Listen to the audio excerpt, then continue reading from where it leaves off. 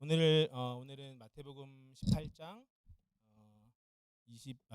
마태복음 8장 18절에서 22절 말씀을 본문으로 보시면 아시겠지만 따르다 담다 제자되다라는 제목으로 말씀을 나누고자 합니다. 아까도 말씀드렸듯이 우리 말씀 성경 봉독할 때도 말씀드렸듯이 오늘은 마태복음 8장 전체를 좀 살펴보면서 특별히 오늘 본문이 어떤 의미 이 마태복음 8장의 문맥과 맥락 안에서 오늘 본문이 어떻게 해석되고 읽혀지고 우리가 이해하는 것이 옳은지 좀 살펴보고자 합니다. 오늘 어쩌면 좀 재미있다기보다는 조금 이제 지루하실지도 모르겠습니다. 곳곳마다 제가 틀리거나 좀 이상한 점들이 있어서 이 말씀 내용은 재미가 없을지라도 재미있는 일들이 하나님께서 재미있는 일들을 우리에게 주실 거라고 생각해 봅니다. 재미없네요. 네. 우리 먼저 마태복음 8장 1절을 보면 이렇게 기록하고 있습니다. 우리 성경책 있으시거나 핸드폰 어플 있으신 분들 한번 살펴보시면 좋겠습니다. 예수께서 산에서 내려오시니라고 되어 있습니다. 이 마태복음 8장 1절에 예수께서 산에서 내려오시니라는 이 부분은 마태복음 5장 1절에 예수께서 무리를 보시고 산에 올라가 앉으시니라고 말하는 것과 이제 완전한 대비를 이루고 있습니다. 그래서 마태복음 5장에서 7장까지는 우리가 너무나 잘 알고 있듯이 산상수훈이라고 하는 정말로 귀하고 귀한 예수님의 설교, 예수님의 가르침이 담겨 있는 내용입니다. 우리 성도님들께서 너무나 사랑하시는 팔복에 관한 이야기가 이 산상수훈에 기록되어 있고, 그리고 이 당시의 종교 지도자들 또 서기관과 바리새인들이 잘못 이해하고 해석해서 잘못 생각하면서 지켰던 그 율법에 대해서 예수님께서 다시 이해를 시키시고 재해석하시는 장면들도 바로 이 마태복음 5장부터 7장 이 산상수훈에 기록되어 있고, 우리가 거의 대부분 모임이나 예배 마친 후에 하는 주기도문도 바로 이 산상수훈에 기록되어 있습니다. 우리가 이 산상수훈이라고 말하는 이유가 마태복음 5장 1절에 예수님께서 무리를 보시고 산에 올라가셨다, 그래서 산에서 예수님께서 설교하시고 가르치셨다라는 의미로 우리가 산상수훈이라고 말하고 있습니다. 그러니까 이 마태복음 5장 1절에서 예수님께서 산에 올라가셨다면 이제 마태복음 8장 1절에는 예수님께서 산에서 이제 내려오시면서 이야기가 시작됩니다. 그러니까 마태복음 이 8장부터 이 마태복음 전체의 내용은 이 앞의 내용과 절대로 떨어뜨려서 볼 수가 없다는 거예요. 우리가 잘 알고 있는 이 산상수훈과 이어지는 이 흐름 속에서 이 마태복음 8장을 우리가 이해해야 한다라는 것입니다. 그리고 이 이해 속에서 우리가 우리 오늘 예배 중에 꼭 계속해서 머릿속으로 생각하면서 질문하면서 우리가 예배 드렸으면 좋겠는데, 그 질문이 어디에 나오냐면 그 질문을 우리가 유추할 수 있는 부분이 마태복음 7장, 그러니까 산상수훈의 맨 마지막 부분에 나오는데, 제가 잠깐 읽어봐 드리겠습니다. 마태복음 7장 28절에서 29절 말씀입니다. 예수께서 이 말씀을 마치심에 무리들이 그의 가르치심에 놀라니 이는 그 가르치시는 것이 권위 있는 자와 같고 그들의 서기관들과 같지 아니함일러라. 그러니까 지금 이 수많은 무리들이 예수님께서 산 위에서 가르친 그 팔복, 또 성경의 어떤 율법의 재해석, 그리고 이런 주기도문 같은 이것들을 들으면서 너무나 놀라운 거예요. 자신들이 지금까지 들어왔던 율법의 해석과는 너무나 다른 것을 예수님께서 말씀하고 있고, 너무나 놀라운 이 복에 관한 이야기들을 예수님께서 말씀하고 있고, 자신들의 종교 지도자들이 한 번도 경험하지 못하고 기도하지 않았던 이 주님의 기도를 예수님께서 가르치시는 것을 보고 이 그 산에 함께 모여있던 이 무리들이 놀라워하고 예수님에 대해서 경악하고 감탄하고 있는 것을 볼 수 있습니다. 그래서 여기서 우리가 하나의 질문을 할 수 있는데 무엇이냐면, 이 무리들은 지금 어떤 질문을 갖고 있냐면 도대체 예수가 누구인가라는 질문을 갖습니다. 우리는 예수님이 누군지 너무나 잘 알죠. 예수님이 누군지 우리는 너무나 잘 알고 있지만 이 맥락 속에서 우리는 오늘 계속해서 질문하면서 말씀을 읽었으면 좋겠습니다. 예수님이 누구이신가? 예수님이 누구이신가? 우리는 너무나 잘 알고 있고 우리는 쉽게 대답할 수 있지만 오늘 말씀을 통해서 보다 분명해지고 보다 우리 안에 확증되는 은혜가 있기를 소망합니다. 예수가 누구인가라는 질문으로 우리 계속해서 살펴보면 좋겠는데, 이제 본격적으로 8장 말씀을 들어가 보면 2절부터 4절까지는 예수님께서 한 나병 환자를 고치시는 장면이 나옵니다. 저는 이 2절부터 4절까지 본문으로도 설교 잘하는 목사님들은 정말 우리 성도님들 눈물을 빼면서 설교하실 수 있을 것 같다라는 생각이 들 정도로 정말 은혜로운 말씀이에요.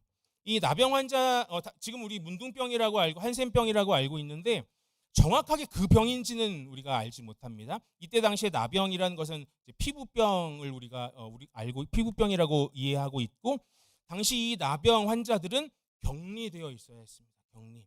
우리 코로나 때 한국에서 원래 격리해야 되는데 격리시 이탈해가지고 그거 걸려가지고 막 수많은 사람들에게 비난받고 막 손가락질 받고 했던 거 혹시 기억하십니까? 근데 이때 당시에 이 나병 환자는 그냥 이 격리 지역을 이탈했을 때 그냥 손가락질 받고 외면 받고 질타받는 것으로 끝나지 않고 돌에 맞아 죽을 수도 있는 상황입니다. 누군가가 자신을 돌로 쳐서 죽여도 뭐라 할 수 없는 상황이 바로 이 나병 환자가 겪고 있는 격리의 상황이에요. 그런데 이 나병 환자가 격리에서 나와서 예수님이 있는 곳으로 갑니다. 그리고 예수님 앞에 나아가요. 예수님께 무릎을 꿇습니다. 그리고 뭐라고 말하냐면, 주님, 원하시면 나를 깨끗게 하실 수 있습니다 라고 말합니다. 주님, 원하시면 나를 깨끗게 하실 수 있습니다. 이 말은 뭐냐면 예수님이 내 나병을 고칠 수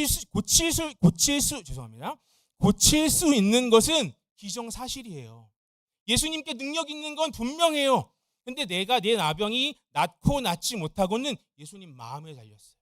예수님이 나 고쳐주시려면 고쳐줄 수 있고, 예수님이 마음 안 먹으면 나는 못 고쳐지는 거예요.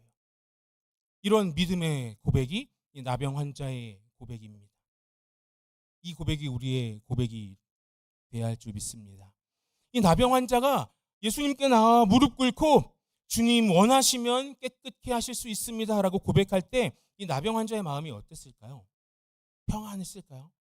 위로가 되고 감사했을까요? 제가 만약에 나병 환자면 너무 두려웠을 것 같아요. 자신 있게 예수님께 나오긴 했는데 혹시 예수님이 안 고쳐주면 어떡하지? 혹시 예수님이 나는 네가 병 고침 받는 걸 원하지 않아, 네가 원래 있던 곳으로 돌아가거라, 이렇게 말씀하시면 어떡하지? 내가 예수님께 외면받으면 어떡하지? 하는 이런 불안감이 이 나병 환자에게 있었을 거예요. 그런데 예수님께서 이 나병 환자에게 어떻게 하시냐면 나병 환자에게 손을 대시고 내가 원하노니 나음을 입으라 말씀하십니다. 이때 당시 이 나병 환자에게 손을 대는 건 부정한 행동이에요. 그 사람도 동일하게 격리돼야 하는 행동입니다. 그런데 예수님께서는 그것을 초월하는 분이시기 때문에 나병 환자에게 손을 대고 내가 원하노니 나음을 입으라 말씀하십니다. 이 주님의 내가 원하노니라고 하는 이 고백은, 이 말씀은 지금 우리를 향한 말씀이기도 합니다. 우리가 주님 앞에 무릎 꿇고 나아가는 거예요. 주님이 원하시면 내 죄를 깨끗게 하실 수 있습니다. 주님이 원하시면 내 문제에서 자유케 할 수 있습니다. 주님이 원하시면 이 병에서 해방하실 수 있습니다. 두렵고 떨림으로 나아갈 때 주님께서 우리를 안아주시고 내가 원하노니 나음을 입으라 말씀하는 것입니다. 이 주님의 이 내가 원하노니라는 고백이 우리에게 날마다 들리는 은혜가 있기를 소망합니다. 이렇게 나병 환자를 고치신 다음에 예수님께서 이제 5절에서 13절을 보니까 한 백부장이 예수님께 달려옵니다. 그리고 자신의 하인이 중풍병에 걸렸다고 이제 말해요. 그러니까 예수님께서 뭐라고 말씀하시면 내가 가서 고쳐줄게. 내가 그 너네 집으로 가서 그 하인을 고쳐줄게 얘기하니까 우리 성도님 너무 잘 아시듯이 이 백부장이 뭐라고 말합니까? 주님 우리 집에 오는 거 제가 감당할 수가 없습니다. 주님 말씀만으로 할 줄 내가 믿습니다. 말씀만으로 내 하인을 고치실 수 있습니다. 이렇게 말하죠. 예수님께서 이만한 믿음을 내가 본 적이 없다라고 말하고 말씀으로 이 나병 환자를 고치십니다. 우리는 이 앞서 이 중풍병자를 고치십니다. 그래서 나병 환자와 이 중풍병자를 고치시는 이 예수님의 이 기적과 이 이적을 보면서 우리 아까 무슨 질문이었죠? 질문 하나 해야 되는 것입니다. 예수가 누구인가? 도대체 이 예수라는 인물이 누구이길래 나병 환자를 깨끗게 할 수 있는가? 손을 대고 나병 환자를 깨끗하게 하고 말씀만으로 중풍병을 낫게 하는가? 도대체 이 예수가 누구인가라는 질문을 우리가 해야 하는 것입니다. 그리고 나서 14절에서 17절의 말씀을 보니까 예수님께서 베드로의 장모가 걸린 열병을 고쳐주시고 예수님께 나오는 수많은 귀신 들린 자들과 병자들을 고치시는 장면이 나옵니다. 여기서 또 우린 질문해야 돼요. 예수가 누구이길래 이 수많은 귀신을 내어 쫓고 수많은 병자들을 낫게 하는가라는 질문을 우리가 해야 합니다. 우리 아까 지금 이제 세 가지의 예수님의 기적에 대한 이제 세 단락을 살펴봤습니다. 나병 환자를 고치신 예수님, 그리고 중풍병자를 고치신 예수님, 수많은 병자들을 고치신 예수님. 지금 마태는요, 이것을 그냥 단순히 그냥 한 사건들을 기록한 것이 아니라 예수님의 능력의 점진성을 기록하고 있는 거예요. 예수님이 처음에 나병 환자를 손을 대서 고치십니다. 그 다음에 어떻게 합니까? 말씀만으로 고치세요. 예수님의 능력의 위대함이 점점 더 고조되고 있게끔 이 마태가 이 성경을 기록하고 있는 것. 그리고 나서는 어떻게 합니까? 수많은 귀신 들린 자들, 수많은 병자들을 고치시는 예수님의 놀라운 능력들을 계속해서 기록하면서 이 점진성을 가지고 우리에게 계속 질문하게 하는 거예요. 예수가 누구인가? 도대체 예수가 누구이길래 이 놀라운 일을 하는가라고 우리에게 질문하는 것이고, 이 오늘 마태복음 8장을 읽는 독자들에게 질문하고 있는 것입니다. 그리고 이 이야기의 점진성은 계속됩니다. 우리 23절과 27절에 보면은 예수님께서 제자들과 이제 배를 타고 가시는데 큰 풍랑을 만나는 장면이 나옵니다. 이 장면이 정말 중요합니다. 예수님께서 이제 배를 타고 가시는데 갑자기 풍랑이 막 오는 거예요. 그래서 제자들은 두려움에 떱니다. 그래서 예수님을 막 찾아요. 그래서 예수님이 어떻게 하고 있습니까? 배 밑에서 주무시고 계세요. 어떤 많은 사람들은 이 예수님이 주무시는 모습을 보고서 이렇게 이해합니다. 예수님은 이 파도에 두려움을 느끼실 분이 아니기 때문에, 참 능력자이시고 참 위대한 분이기 때문에 이런 거에 대해 두려움 느끼지 않고 편하게 쉬실 수 있는 분이셔서 그렇게 곤히 잠을 주무실 수 있었다라고 이제 많은 사람들이 이야기합니다. 그와 동시에 어떤 이해가 있냐면, 저는 이 이해를 굉장히 좋아하는데, 예수님의 사역이 너무 피곤했던 거예요. 수많은 사람들이 자신을 향해 몰려오고 그 사람들을 고쳐주고 치료해주고 위로해주고 안아주고 하는 그 모든 사역들이 너무 고되고 너무 힘든 거예요. 그렇죠? 예수님은 우리들처럼 인간의 몸을 입고 오셨기 때문에 그렇습니다. 제가 어떤 애니메이션인지 영화인지는 모르겠는데 이런 장면을 본 적이 있어요. 예수님께서 몇몇 제자들과 함께 사역을 하시고 몇몇 제자들은 이제 한 거처에서 예수님을 기다리고 있어요. 근데 저 멀리서 한 사람이 터덕 걸어오는 겁니다. 봤더니 예수님이.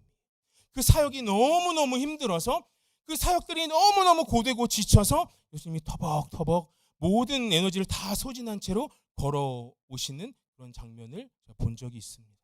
예수님 사역 정말 힘들었을 거예요. 매일같이 수많은 사람들이 찾아오고, 근데 그 사람들이 그냥 예수님을 긍정적으로 바라보면서 찾아옵니까? 손가락질하고 네가 뭘 잘못하는지 한번 보자. 네가 얼마나 악한 인간인지 내가 판단해 볼게. 이런 사람들도 예수님의 주변에 계속해서 몰려드는 이 상황에서 예수님은 너무나 지쳐 있는 거예요. 그래서 예수님께서는 이 풍랑에 있는지도 모르고 곤히 잠든 것으로 이해할 수도 있을 것 같습니다. 어쨌든 예수님께서 이 배의 깊은 곳에서 잠들어 주무시고 계시는데 제자들이 예수님을 막 깨우는 겁니다. 예수님 큰일 났어요. 풍랑이 입니다. 어떻게 합니까? 살려주십시오. 그러니까 예수님께서 뭐라고 말씀하시냐면, 우리 26절을 한번 같이 읽어보겠습니다. 마태복음 8장 26절입니다. 같이 읽습니다. 시작. 예수께서 이르시되 어찌하여 무서워하느냐? 믿음이 작은 자들아 하시고 곧 일어나사 바람과 바다를 꾸짖으시니 아주 잔잔하게 되거늘. 예수님께서 바람과 바다를 꾸짖으시는 거예요. 제자들은 이 바람과 바다, 이 큰 풍랑에 두려움을 느끼는데 예수님께서는 이 풍랑을 꾸짖으시고 잠잠케 하시는 거예요. 그리고 나서 이 엄청난 사건이 있은 다음에 제자들이 놀라운 질문을 합니다. 지금 우리가 하고 있는 질문. 마태복음 8장 27절 우리 같이 한번 읽어보겠습니다. 시작. 그 사람들이 놀랍게 여겨 이르되 이가 어떠한 사람이기에 바람과 바다도 순종하는가 하더라. 우리가 처음부터 질문하는 과연 예수가 누구인가 하는 질문을 예수님의 제자들도 이제야 비로소 하는 것입니다. 예수가 누구인가?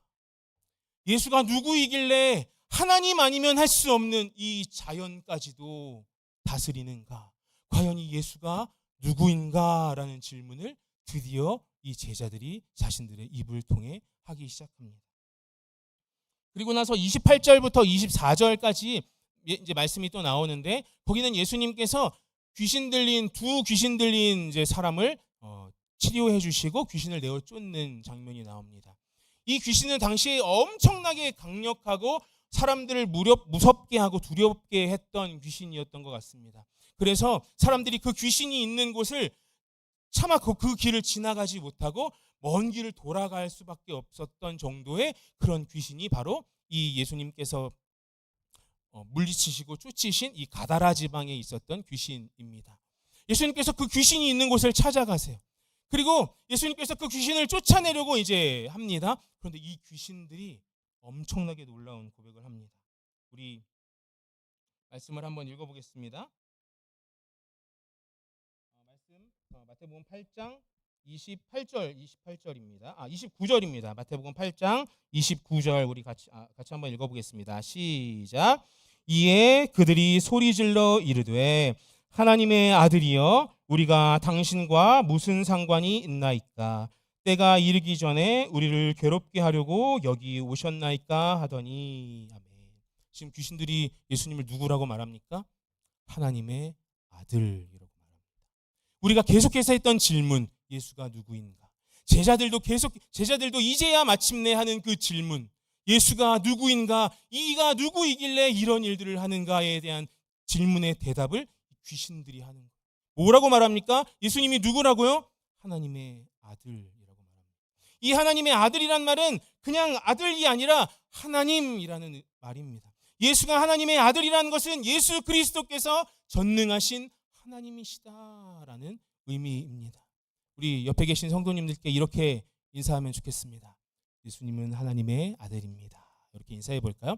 예수님은 하나님의 아들이십니다. 믿음을 가지고 다시 한번, 너무나 우리가 잘 알고 있지만 분명한 믿음을 가지고 다시 한번 예수님은 전능하신 참 하나님입니다 라고 옆에 계신 성도님들께 인사해 보겠습니다. 우리 예수님은 전능하신 참 하나님이십니다. 예수님이 누구십니까? 예수님이 하나님이에요. 예수님은 하나님의 아들이십니다. 지금 마태는요, 이걸 단순히 그냥 8장을 그냥 아무렇게나 막 기록한 것이 아니라 아주 이 문맥과 이 구조를 잘 사용해서 예수님이 누구인지 우리에게 질문하게 하고, 그리고 예수님이 누구인지 분명히 알게 합니다. 그리고 이렇게 말한 이유가 무엇입니까? 예수 그리스도께서 하나님의 아들이심을 분명히 믿고 그 믿음 안에 살아가라라고 우리에게 요청하기 위해서이죠. 그런데 이 마태복음 8장이 단순히 이렇게 끝나면 재미가 없어요. 이제 문맥과 이 마태복음의 8장의 이 정수가 이제 드러나는데, 그것이 바로 오늘 우리가 함께 읽었던 본문 말씀입니다. 18절부터 22절까지 말씀을 보니까 되게 이상해요. 지금 우리가 계속 나누었던 이야기가 어떤 이야기입니까? 예수님의 기적에 대한 이야기, 예수님께서 병 고친 이야기, 예수님께서 귀신을 쫓아낸 이야기, 예수님께서 바다라 풍랑을 잔잔케 하신 이야기, 소위 말하는 기적, 이적, 요한복음의 표현으로 빌리자면 표적과 같은 이야기들이 계속해서 이제 기록되어 있습니다. 그런데 오늘 본문은 되게 이상해요. 기적의 이야기가 아니에요. 어떤 이야기인지 예수님을 따르는 이야기를 갑자기 이 마태복음 8장 18절에서부터 계속해서 하는 것을 우리가 봅니다. 20절 보니까, 우리가 마태복음 8장 19절에 보니까 갑자기 한 서기관이 찾아와요. 그러니까 예수님께서 계속 병 고치고 뭐 수많은 귀신들을 내어 쫓고 하는데 갑자기 한 서기관이 찾아와서 뜬금없이 이야기하는 거예요. 뭐 자기 병 고쳐달라는 말하는 것도 아니고 갑자기 예수님, 내가 예수님이 어디에 가시든 제가 예수님 따라갈 거예요. 이렇게 얘기하는 거예요. 그리고 21절에 보니까 또 한 제자는 뭐라 그러냐면, 예수님 지금 우리 아버지가 돌아가셨는데 우리 아버지 제사하는 거 장례식 끝나고 나면 그때부터 예수님 제가 따라갈게요.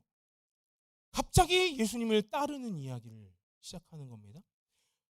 병 고치고 귀신 쫓고 자연을 풍랑을 잠잠케 하는 이야기를 하다가 갑자기 그 가운데에 뜬금없는 이야기를 집어넣는 거예요.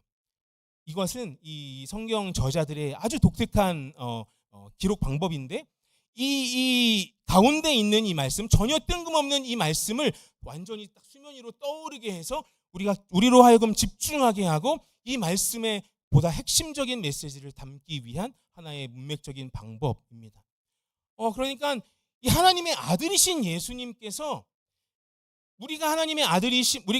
예수님께서 하나님의 아들이란 그 사실을 믿는 믿음으로 그치는 것이 아니라 더 원하시는 게 있다는 거예요. 우리에게 더 요구하고 요청하시는 것이 있다는 것입니다. 그것이 뭐냐면 바로 예수님을 따라가는 거예요. 이 한 서기관이 예수님 제가 예수님 따라갈게요 라고 말했더니 예수님께서 20절에 이렇게 말씀하십니다. 우리 같이 한번 읽어보겠습니다. 마태복음 8장 20절 같이 읽겠습니다. 시작. 예수께서 이르시되 여우도 굴이 있고 공중의 새도 거처가 있으되 인자는 머리 둘 곳이 없다 하더니, 예수님께서 갑자기 이 서기관이 나 예수님 따라갈게요 그랬더니 예수님 뭐라고 그러냐면 나 따라오는 거 쉽지 않을걸 말씀하시는 거예요. 내가 지금 사역하고 있는 거 봐서 알지? 나 지금 머리 둘 곳도 없이 정말 힘들게 사역하고 있다. 이래도 너 나 따라올 거야? 나 따라오는 거 정말 쉽지 않아. 너 나 따라올 거야 그래도? 라고 예수님께서 말씀하세요. 그리고 아까 21절에 말했던 예수님 제가 이 장례를 다 치르고 나서 예수님을 따르겠습니다 라고 한 한 제자의 고백에 예수님께서 22절에 뭐라고 말씀하시냐면 이렇게 말씀하십니다. 우리 같이 읽어보겠습니다. 22절입니다. 시작. 예수께서 이르시되 죽은 자들이 그들의 죽은 자들을 장사하게 하고 너는 나를 따르라. 아멘. 예수님께서는 맨 처음에 말하는 거예요. 나 따라오는 거 쉽지 않을 거야. 나를 따라오는 게 여간 어려운 게 아닐 거야. 근데 나를 따라와 라고 예수님 말씀하시는 거예요. 나를 따라오려무나 쉽지 않지만 그러나 너희가 가야 할 길은 나를 따라오는 거야 라고 예수님께서 우리에게 말씀하고 있는 것입니다. 하나님의 아들이신 예수님께서 우리에게 요청하고 있는 것입니다. 이 21절에 우리가 좀 오해할 수 있는 부분이 있는 것 같아요. 예수님 내 아버지 장사하고 예수님 따를게요 그랬더니 예수님이 죽은 자들이 죽은 자를 장사하게 하고 너는 나를 따라와 라고 말씀하세요. 이 예수님의 이 말씀을 보고 어떤 사람들은 예수님은 어떤 이 천륜도 거부하고 거절하는 어떤 반인륜적인 존재라고 해석하려고 하는 시도도 있었다고 합니다. 그러니까 아버지의 장례도 못 치르게 하는 이상한 사람, 나쁜 사람으로 오해할 수 있는 오해의 소지가 있는 말씀이라는 것이죠. 그런데 이것은 그런 의미가 아니라 예수님을 따르는 것보다 중요한 건 없다는 거예요. 예수님을 따르는 것보다 그 어떤 것도 중요한 것이 없다라는 강조의 고백으로 우리가 이해할 필요가 있습니다. 또 여기서 죽은 자들이 죽은 자들을 장사하게 해라라고 말할 때 이 처음에 죽은 자들은 그야말로 이 육신이 죽은 자들이 아닌 것으로 우리가 이해할 수 있습니다. 그러니까 여기서 또 다른 죽음을 말하는데 로마서 6장 11절과 7장 4절을 제가 한번 읽어봐 드리겠습니다. 6장 11절입니다.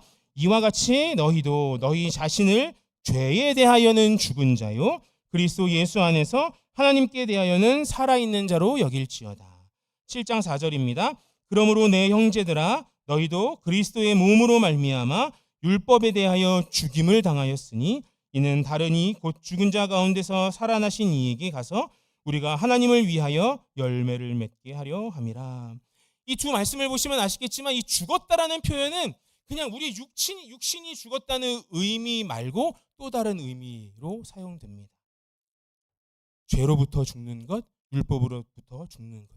그러니까 죽음은 어떤 것과 아무런 상관없는 상태, 완전히 그 어떤 것과 완전히 멀어진 상태를 죽었다라고 이해하기도 합니다. 그래서 예수님께서 지금 죽은 자들이 죽은 자를 장사하라 이 말은 예수님과 상관없는 자들, 예수님을 따라올 마음이 없는 자들, 예수님을 따라 살기를 거부하는 자들, 그들이 죽은 자를 장사하게 하고 그들과는 상관없으니 너는 나를 따라와라 라고 예수님께서 강력하게 요청하는 거예요. 제발 나를 따라와라. 나를 따라오는 것보다 더 중요한 것은 없다라고 예수님께서 말씀하고 있는 것입니다. 여기서 따르다라고 하는 이 헬라어는 아콜루데오라고 하는 단어인데, 이 아콜루데오라고 하는 단어가 오늘 제목에 있듯이 두 번째 담다라는 뜻을 갖고 있습니다. 담다. 그러니까 예수님께서 나를 따라오너라라고 말하는 것이 그냥 내 뒷공문이 졸졸졸졸 쫓아와라고 말하는 것이 아니라 나의 삶을 유심히 살펴보고 나의 언어를 유심히 들어보고 나의 삶의 태도를 유심히 관찰한 다음에 나를 닮아라라고 말씀하십니다.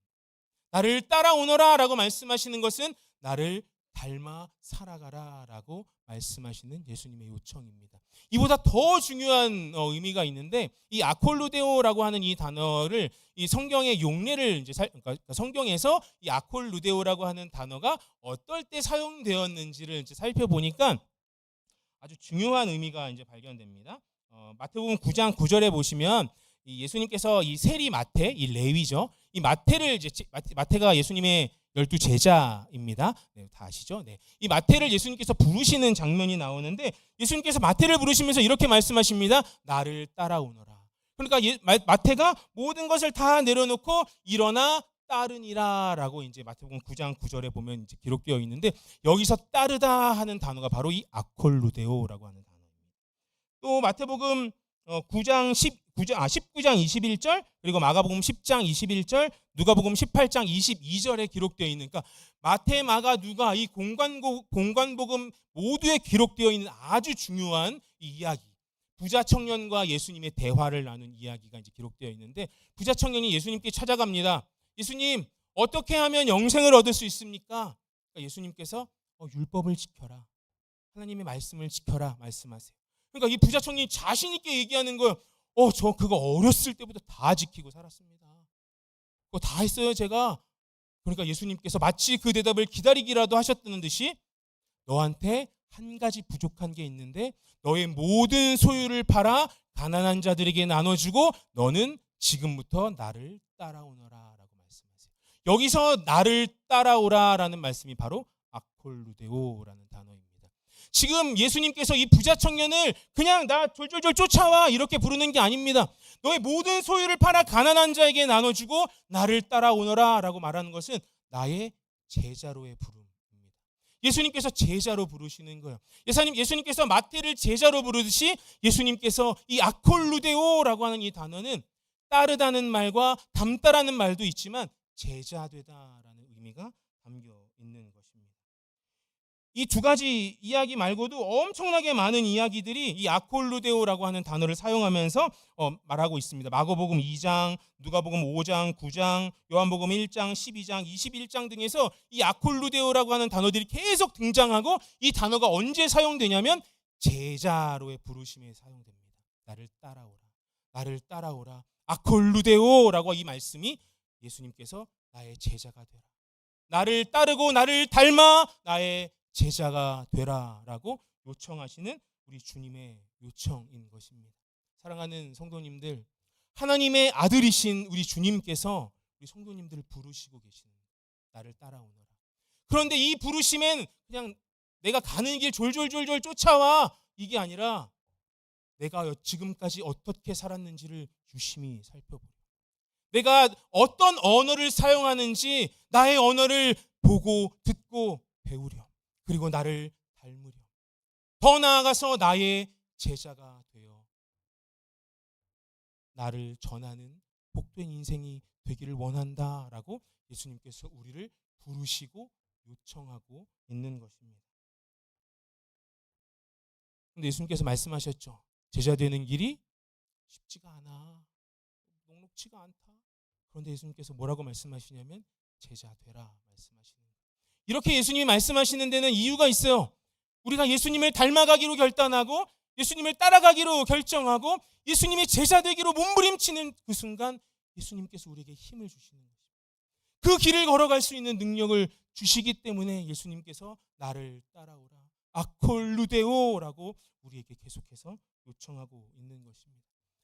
저는 오늘 이 마태복음 8장의 맥락에서 볼 때 우리가 예수님을 따르고 닮는 제자가 되기 위해 꼭 필요한 거 두 가지가 있다고 생각합니다. 꼭 필요한 거 두 가지. 첫 번째는 예수님이 누군지를 분명히 아는 거예요. 예수님이 누군지. 우리가 누구를 따라가느냐에 따라 언어가 달라집니다. 누구를 닮아가냐에 따라 삶이 달라져요. 누구의 제자가 되느냐에 따라 전하는 게 달라지고 열매가 달라지는 것을 우리가 볼 수 있습니다. 이 세상을 닮아서, 이 세상을 따라서 이 물질의 풍요를 구하는 사람들의 언어는 어떻습니까? 계속해서 투자 이야기. 이게 나쁘다는 거 아닙니다. 절대 이게 나쁘다는 게 아니라 이것으로 가득 차 있는 거예요. 다른 얘기는 안 해요. 제 친구들이 그렇습니다. 제 친구들 중에 그런 아이들이 있어요. 뭐 어디 투자했는데 뭐가 어떻게 됐느니, 뭐 코인을 했는데 맨날 이야기만 해요. 모이면 이런 언어에 사로잡히는 것이죠. 누구를 따라가느냐에 따라 다른 거예요. 어디를 닮아가느냐에 따라 그 삶의 모습이 달라지는 것을 우리는 볼 수 있습니다. 그래서 우리는 알아야 돼요. 우리가 지금 누구를 따라가는가? 우리가 지금 누구를 닮아가기를 원하는가? 누가 우리에게 제자 되기를 요청하고 부르고 있는가를 우리가 늘 기억해야 하는 것입니다. 누가 우리에게 따라오라고 말씀하십니까? 예수님이 말씀하십니다. 예수님이 누구라고 오늘 마태복음 8장에 귀신의 입을 통해서 말합니까? 하나님의 아들입니다. 하나님의 아들이신 그 예수 그리스도께서 우리를 따라오라, 닮으라, 제자 되라 라고 말씀하고 있는 것입니다. 우리는 예수님의 제자가 될 때 예수님이 누구신지를 분명히 알아야 돼요. 예수님이 누구신지를 명확하게 이해하고 그것을 믿는 믿음 안에 걸어가야 하는 필요가 우리에게 있는 것입니다. 따라서 우리는 예수님이 누구신지 분명히 알아야 할 첫 번째 이유가 있습니다. 두 번째는, 저는 사실 이게 더 중요하다고 생각하는데, 두 번째는 예수님을 따라 산 아래로 내려와야 합니다. 아까 마태복음 오늘 보면 8장 1절에 예수님께서 산 아래로 내려오셨다라고 기록되어 있습니다. 그 전에 5장에 보니까, 마태복음 5장에 보니까 예수님께서 산 위로 올라가셨죠.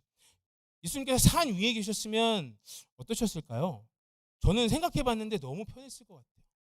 산 위에서 그냥 주옥 같은 말씀들, 거기 모여있는 사람들과 이야기하고 맛있는 음식 나눠 먹고 그 산 위에서 막 놀라운 말씀 듣고, 그리고 그 모여있는 사람들은 기분이 어떻겠습니까? 매일 좋은 말씀 듣고 기분 좋게 막 신나게 사는 거예요. 산 위에서. 예수님께서 산 아래로 내려오자 무슨 일이 벌어집니까? 나병 환자가 먼저 찾아오는 거예요. 고통받는 사람들이 찾아오는 겁니다. 수많은 사람들이 예수님을 찾아와요. 그리고 색안경 낀 사람들이 예수님을 이상한 눈으로 바라보고 정죄하기 시작합니다. 그리고 산 아래로 내려오신 예수님이 결국에 어떻게 됐습니까? 십자가에 달려 죽으셨어요. 산 아래로 내려오는 것이 그런 것입니다. 우리도 마찬가지입니다. 산 위에 있는 거 너무 편해요.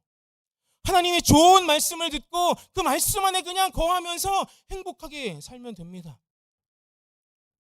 이 교회 공동체라고 하는 이 산 위에 머무는 너무나 좋아요.